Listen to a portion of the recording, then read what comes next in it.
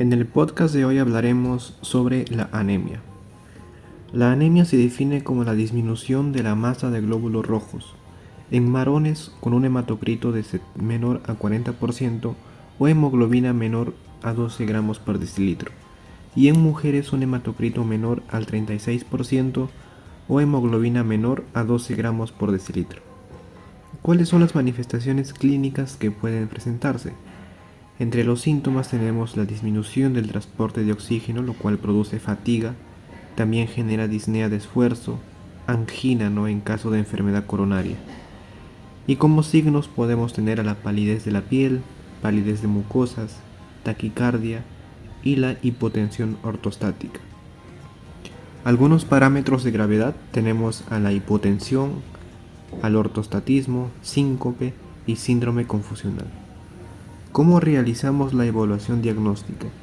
La realizamos con los antecedentes, preguntando si ha habido antecedentes de sangrado, enfermedad sistémica, consumo de fármacos, exposiciones, de repente consumo de alcohol o la dieta, Y laboratorio, vamos a indagar en el hemograma, en los índices hematimétricos, entre otros, Como por ejemplo el índice reticulocitario, que vendría a ser el recuento de reticulocitos multiplicado por el hematocrito del paciente sobre el hematocrito normal. Un valor mayor de 2% nos va a indicar una respuesta medular adecuada. También está el frotis de sangre periférica, en donde se evalúa el tamaño de los glóbulos rojos, también la forma, inclusiones y la morfología de los glóbulos blancos. También se evalúa el recuento de las plaquetas. Y algunos análisis de laboratorio adicional, según la sospecha de la etiología, como pueden ser lactato deshidrogenasa, urea, creatinina, perfil ferrocinético, ácido fólico o vitamina B12. Eventualmente es importante también evaluar la electroforesis de la hemoglobina o algunas mutaciones genéticas que podrían presentarse. La clasificación de la anemia, según su volumen corpuscular medio, la podemos clasificar en anemia microcítica, anemia normocítica y anemia macrocítica. Con relación a la anemia microcítica, aquí tenemos a la anemia ferropénica, a la anemia de los trastornos o enfermedades crónicas, también están las talasemias y anemia sideroblástica. Vamos a empezar con las anemias microcíticas, especialmente con la anemia ferropénica. Este es el tipo de anemia más frecuente, en donde hay una disminución de hierro, también disminución de síntesis del grupo hemo, hay microcitosis, también puede haber sideremia, ferritinas bajas, Las causas pueden ser, por ejemplo, el exceso de pérdidas, como pueden ser sangrados crónicos, ya sea gastrointestinal o ginecológico, alteraciones de la hemostasia, también pueden causarse por déficit de ingreso, como pueden ser por la dieta misma, o una mala absorción, en el caso de la enfermedad de Crohn, por ejemplo, o enfermedad celíaca. O también pueden deberse por un caso de aumento del requerimiento, en el caso de la infancia o en el embarazo o la lactancia, donde la persona necesita o consume más. Y también por trastornos genéticos, que es lo menos frecuente, por ejemplo, cuando hay desregulación de la hepcidina. Las manifestaciones clínicas de la anemia ferropénica, algunas manifestaciones especiales tenemos a la quelitis angular, a la glositis atrófica, a lo que se conoce como pica, que es el consumo de sustancias no nutritivas como pueden ser el hielo o la tierra. También pueden presentar coiloniquia, que es la uña en forma de cuchara, entre otras, El tratamiento vendría a ser el hierro vía oral de 150 a 200 miligramos de sulfato ferroso por día, por 6 semanas para corregir la anemia y 6 meses para recuperar los depósitos de hierro, en la médula ósea. Alguna desventaja es la intolerancia digestiva. Se sugiere consumir este hierro lejos de las comidas, también realizar un primer control a los 3 meses. Primero se produce mejoría sintomática, luego se produce una mejoría de laboratorio y por último ya se van acumulando las reservas. Otra opción es el hierro parenteral intramuscular de 50 a 100 miligramos por día. También hay endovenoso, 3 ampollas en 300 mililitros de suero fisiológico en 3 horas. Eso es con relación a la anemia ferropénica. Ahora hablemos de la anemia de los trastornos o anemia por enfermedad crónica. Como causa más frecuente, es la causa más frecuente luego de la ferropénica. En este caso puede haber sideremia normal o baja, la ferritina puede estar normal o alta, ¿no?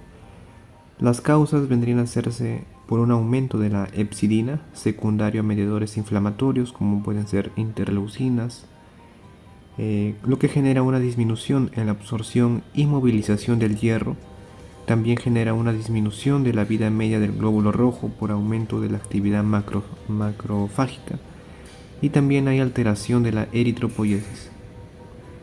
El tratamiento en este caso vendría a ser el tratamiento de la enfermedad de base que está desencadenando esta anemia.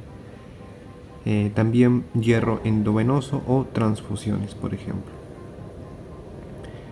Luego están las talasemias, que generalmente se causan por antecedentes familiares, ¿no? Aquí hay una ferrocinética normal.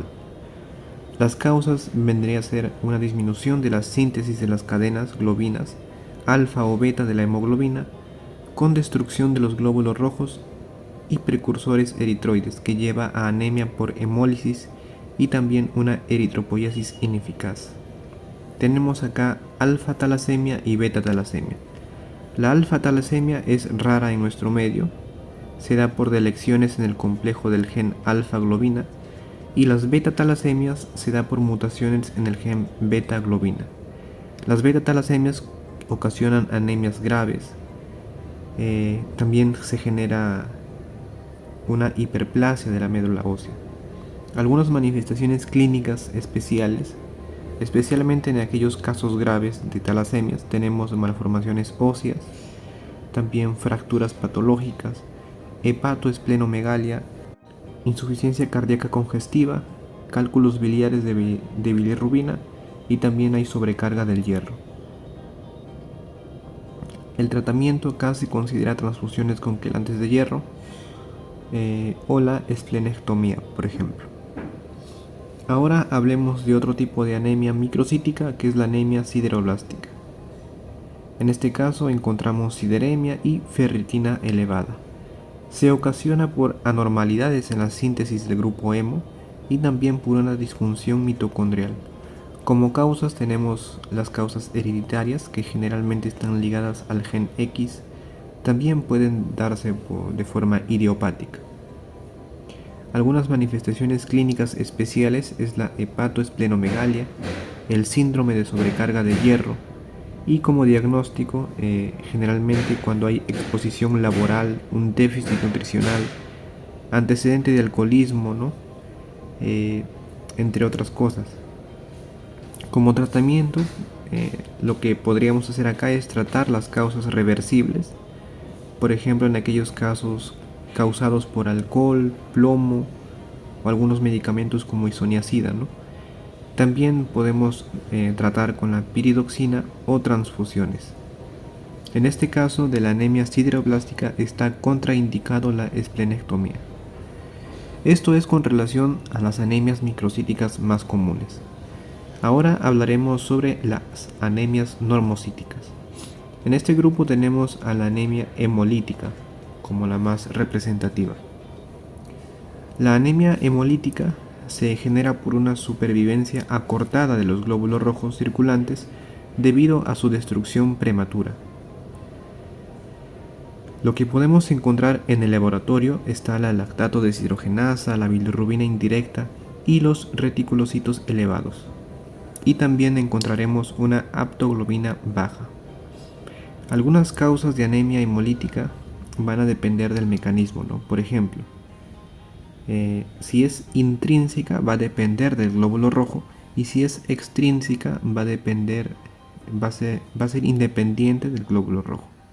Por ejemplo, en las intrínsecas se pueden dar por mecanismos enzimáticos, por déficit de enzimas, en el caso de hemoglobinopatías o anormalidades de la membrana del glóbulo rojo.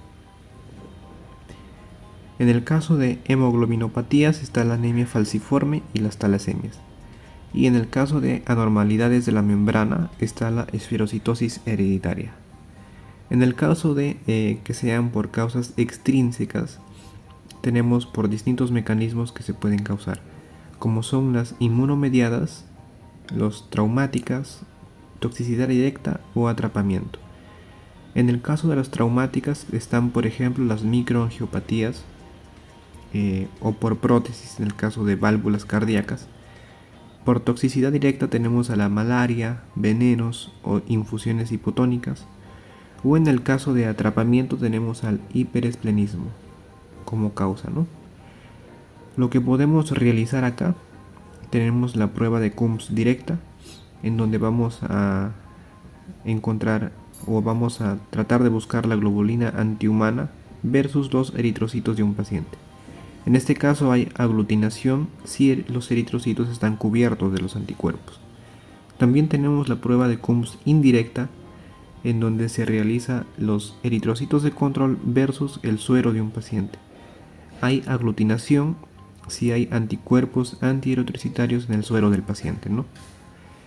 También podemos realizarlo en el caso de las intravasculares, la lactato deshidrogenasa alta. También vamos a encontrar hemoglobinemia, hemoglobinuria, y en el caso de las extravasculares, por ejemplo, la esplenomegalia. También es importante indagar sobre antecedentes familiares de anemia, ¿no? Y por último hablemos sobre la anemia macrocítica. Como anemia macrocítica tenemos, por ejemplo, la anemia megaloblástica por déficit de folato o por déficit de vitamina B12. La anemia macrocítica, en este caso, siempre debemos descartar confundidores, ¿no? Como aumento de los reticulocitos, en el caso también del alcoholismo o en el caso del hipotiroidismo. Como anemia megaloblástica se genera por una alteración en la síntesis del ADN. Esto genera que se imposibilite la maduración de nuclear y esto conlleva un crecimiento citoplasmático desmedido, lo que se genera o lo que ocasiona una eritropoiesis ineficaz. En el examen de laboratorio podemos encontrar en este caso la lactato deshidrogenasa y la bilirrubina indirecta aumentadas, ¿no? También se genera una macrocitosis. Y si realizamos el frotis de sangre periférica, en este caso vamos a encontrar los neutrófilos hipersegmentados, también macroovalocitos, anisocitosis o poiquilocitosis, por ejemplo.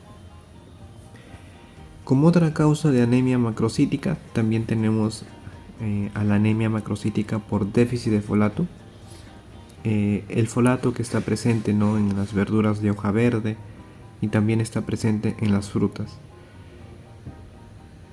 los cuales las reservas corporales, ¿no?, suficientes al consumir estos alimentos son hasta por 2 o por 3 meses.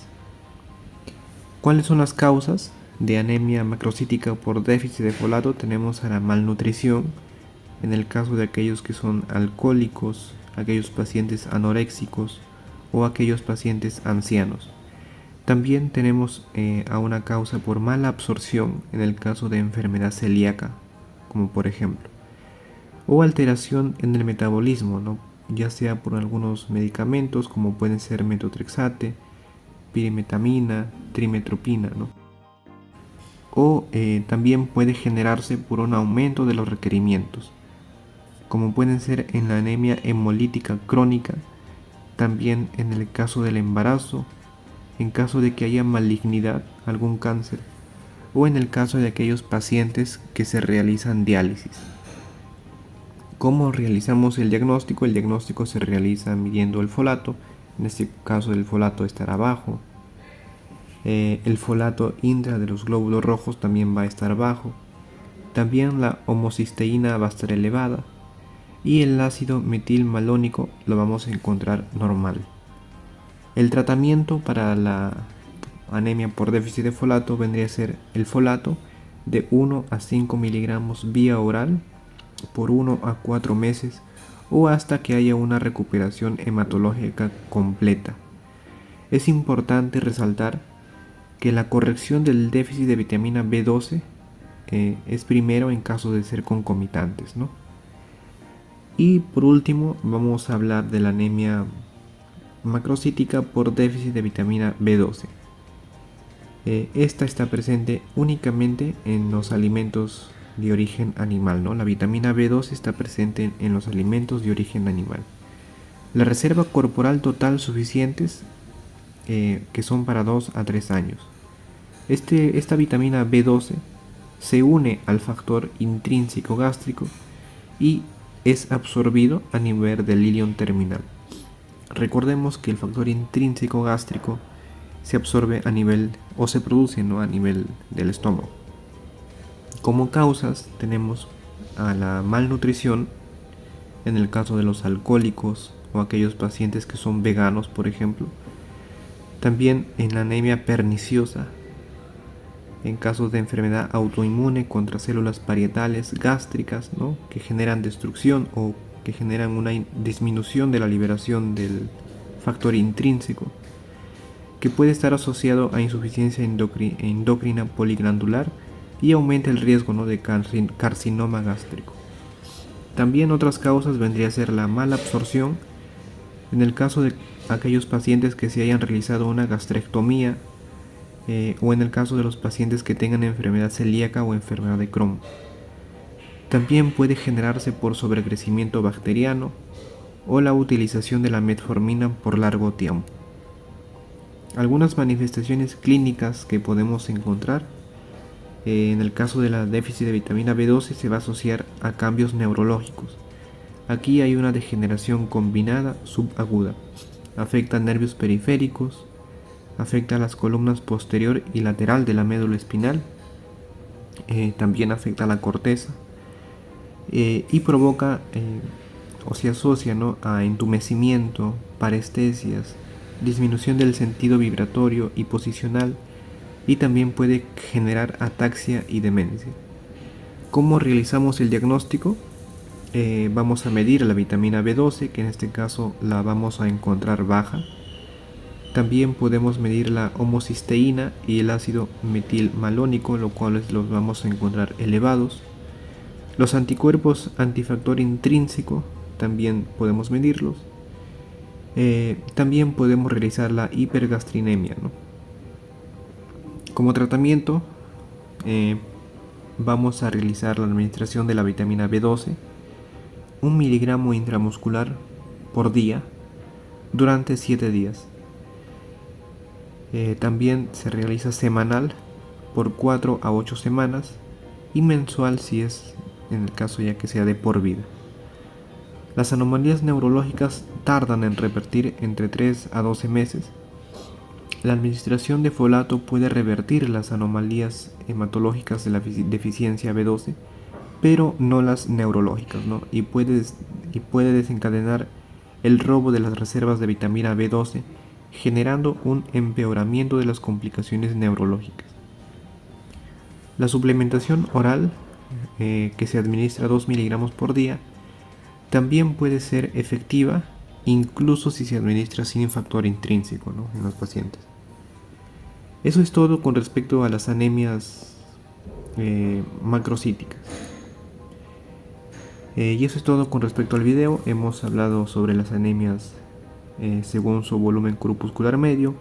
Hemos repasado sobre las anemias microcíticas, ¿no?, como las anemias ferropénicas por enfermedad crónica, las talasemias, anemia sideroblástica también mencionamos.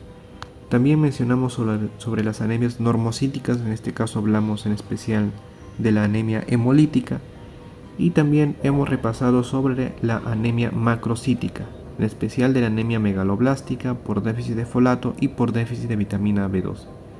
Es todo con respecto al podcast de hoy.